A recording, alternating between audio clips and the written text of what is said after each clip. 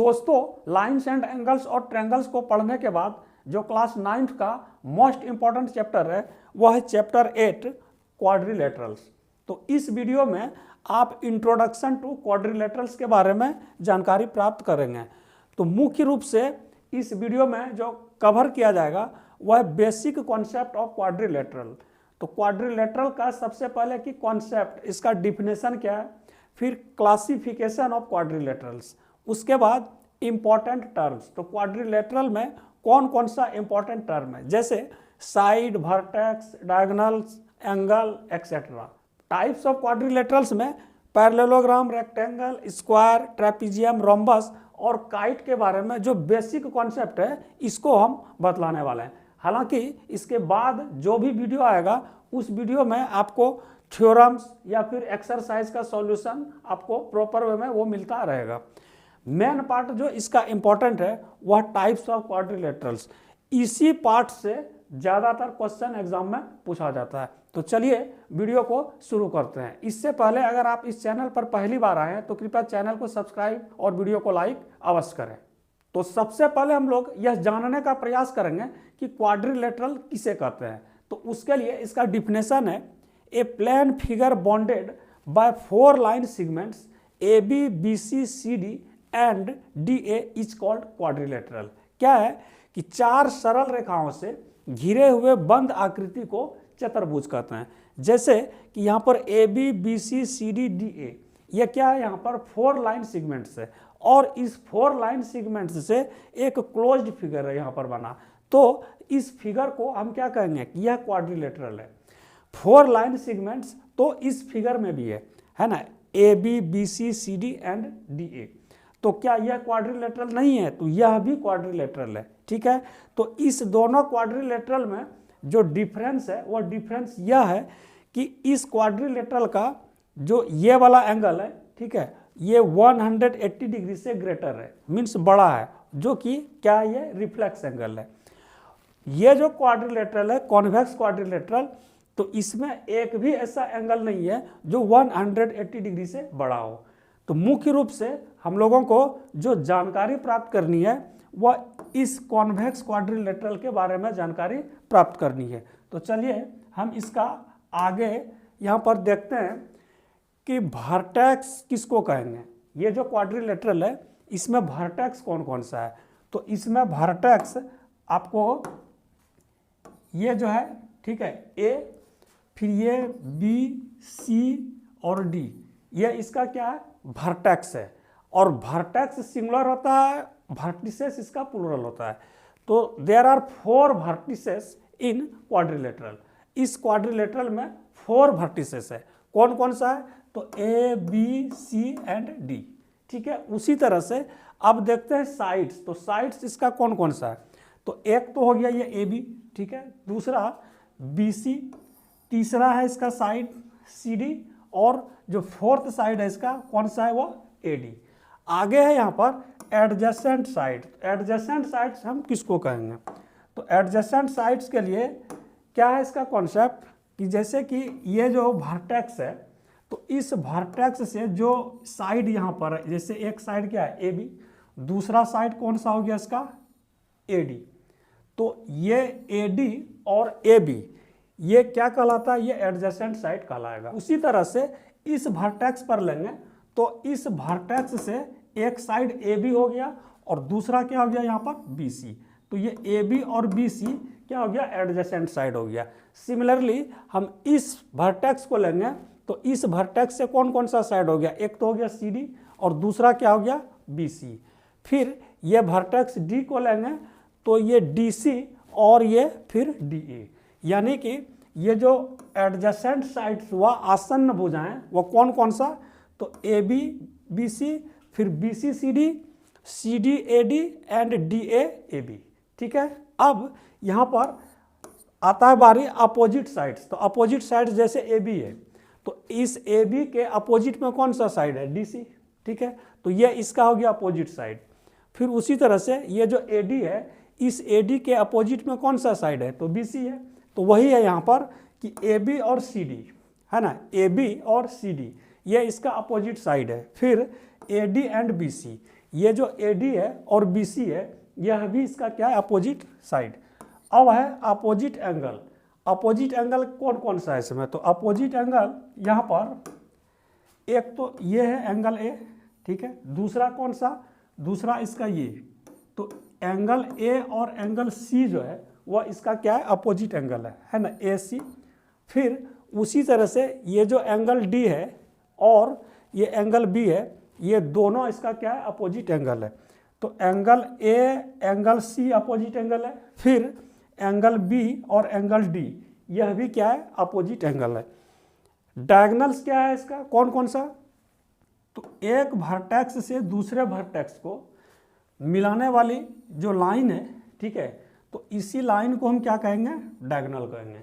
तो उसी तरह से जैसे ये पॉइंट वर्टेक्स A और वर्टेक्स C है, तो इसको हम ज्वाइन करेंगे तो क्या होगा, AC मीन्स जो क्वाड्रिलेटरल में जो डायगोनल्स है तो वह AC और कौन है, BD, दो डायगोनल्स है ना, AC एंड BD। नेक्स्ट है टाइप्स ऑफ क्वाड्रिलेटरल्स। तो टाइप्स ऑफ क्वाड्रिलेटरल्स में सबसे पहले है यहाँ पर पैरेललोग्राम। हालांकि यहाँ पर ये जो parallelogram, rectangle, square, rhombus, trapezium और काइट है, तो इसका जो बेसिक कॉन्सेप्ट है हम उसी को यहाँ पर बतलाने वाले हैं। इसमें जो भी थ्योरम होगा वो हम बाद वाले वीडियो में आप लोगों को प्रोवाइड कराएंगे। तो पैरेललोग्राम का जो बेसिक कॉन्सेप्ट है क्या है इसका, कि opposite sides are parallel and equal. तो यहाँ पर जैसे कि हम इसका मेंशन करें वर्टेक्स ABCD, तो अपोजिट साइड्स आर पैरेलल, तो इसका अपोजिट क्या है, जैसे AD का अपोजिट है BC, तो ये इसका क्या होगा, इक्वल होगा और पैरेलल होगा। उसी तरह से ये भी, ये जो AB है, ठीक है, और DC यह भी इसका पैरेलल होगा और इक्वल होगा। इसी को हम क्या कहेंगे, पैरेललोग्राम। फिर नेक्स्ट है रेक्टेंगल। रेक्टेंगल हम किसको कहेंगे, तो opposite sides are parallel and equal and each angle has 90 degree. जैसे कि यहाँ पर भी हम इसका 4 वर्टेक्स ले लें ABCD, तो ये जो इसका साइड है AD, ये इसका क्या है, पैरेलल भी है और इक्वल भी है। उसी तरह से ये AB और DC यह भी क्या है, पैरेलल है एंड इक्वल है। और ये जो ईच एंगल है ना, angle A is equal to angle B is equal to angle C is equal to angle D, ये ईच एंगल कितना होता है इसका, तो 90 डिग्री। और इसमें क्या है कि इसका डायगोनल्स जो है वह क्या होता है, वह इक्वल होता है। जब इसके प्रॉपर्टीज के बारे में पढ़ेंगे हम लोग, तो इस पर जो भी थ्योरम होगा बेस्ड, हम उन सभी थ्योरम्स को बतलाएंगे। स्क्वायर का क्या है डिफिनेशन, तो all sides are equal and opposite sides are parallel, जो इसका बेसिक कॉन्सेप्ट है। जैसे कि हम यहाँ पर इसका वर्टेक्स ले लें ABCD, ठीक है, तो अपोजिट साइड्स आर पैरेलल, जैसे कि ये AD और BC यह क्या है, पैरेलल है, और AB एंड DC यह भी क्या है, इसका पैरेलल है। और इसके साथ साथ क्या कि AB is equal to BC is equal to CD is equal to DA, means all sides are equal and each angle है 90 डिग्री, और प्रत्येक कोण जो है इसका 90 डिग्री होगा, किसका, स्क्वायर का। अब रोम्बस के बारे में हम लोग देखते हैं, समचतुर्भुज किसको कहेंगे, तो रोम्बस में भी अगर हम यहाँ पर ले लें इसका वर्टेक्स ABCD, तो अपोजिट साइड्स आर पैरेलल होगा, और क्या कि इसका जो डायगोनल्स है वह 90 डिग्री पर बाइसेक्ट करेगा एक दूसरे को, और क्या कि चारों साइड्स इसका है ना वह स्क्वायर के तरह इक्वल होगा। लेकिन इसमें ये जो 90 डिग्री रेक्टेंगल में हो रहा था ईच एंगल, और स्क्वायर में हो रहा था ईच एंगल 90 डिग्री, वह इस रोम्बस में ईच एंगल 90 डिग्री नहीं होगा। तो ट्रेपीजियम का क्या कॉन्सेप्ट है, ट्रेपीजियम का कॉन्सेप्ट है कि इसमें ये जो साइड है ना यही पैरेलल होता है इसका, और ये नॉन पैरेलल साइड कहलाता है। मीन्स ट्रेपीजियम में 1 पेयर पैरेलल साइड है और 1 पेयर नॉन पैरेलल साइड है, ये इसका नॉन पैरेलल साइड है, ठीक है, और ये जो साइड है इसका पैरेलल साइड से, और इसमें भी 2 डायगोनल्स होता है। फिर एक लास्ट है काइट।